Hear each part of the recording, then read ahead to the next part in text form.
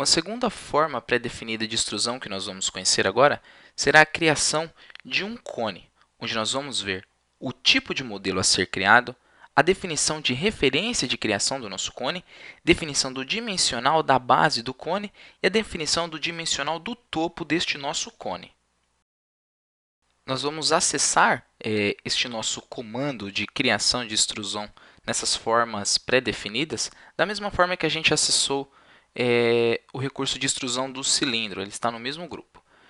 A segunda opção é a criação do cone. A gente acessa este nosso comando de criação dessa extrusão pré-definida para o cone.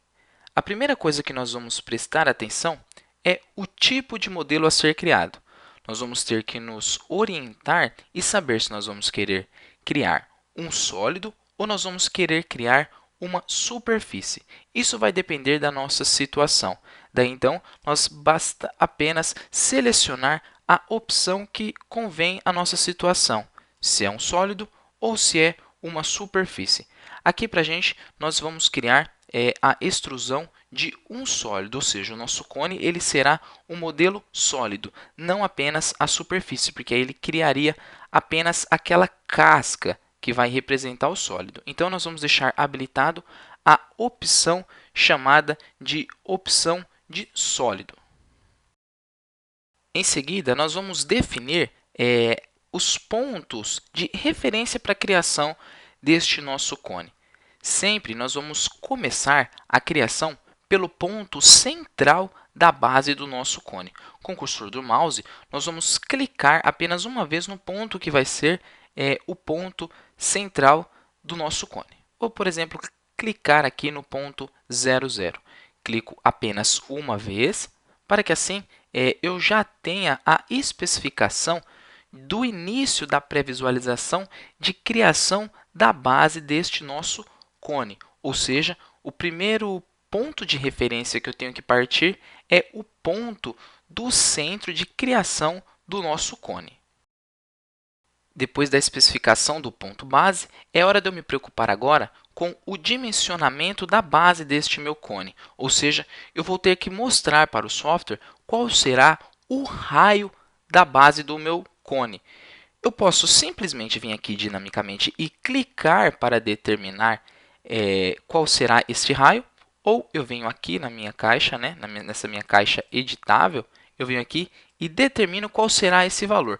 Por exemplo, eu vou colocar um valor com um raio de 80 milímetros, ou seja, eu vou ter um diâmetro de 160. Quando eu apertar Enter no meu teclado, automaticamente ele vai me dar uma pré-visualização do seguinte passo do meu cone, mas agora com o diâmetro, com um raio da base deste meu cone já totalmente fixado, tá vendo? Ele não sofre nenhuma alteração.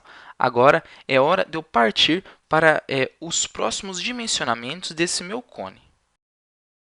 E o próximo dado a ser definido são as características do dimensionamento do topo do meu cone, onde eu vou começar especificando qual que vai ser a altura deste meu cone. Por exemplo, eu venho aqui na caixa de altura, vou colocar 100 milímetros. Enter. Em seguida, eu vou determinar qual será o diâmetro superior, diâmetro do topo deste meu cone. Ou seja, eu posso ou determinar esse diâmetro, ou eu venho aqui e modifico o seu ângulo, por exemplo, 10, ou coloco 15, enfim. Isso vai depender da nossa situação. Ou eu vou determinar para o topo deste meu cone o seu ângulo ou o seu diâmetro. Consequentemente, se eu determinar um, o outro automaticamente será preenchido e vice-versa. Sendo assim, eu termino a especificação aqui desses pontos que são característicos do nosso cone. Determino a altura, que é para definir o comprimento do nosso cone, e em seguida especifico ou o seu ângulo ou o seu diâmetro superior.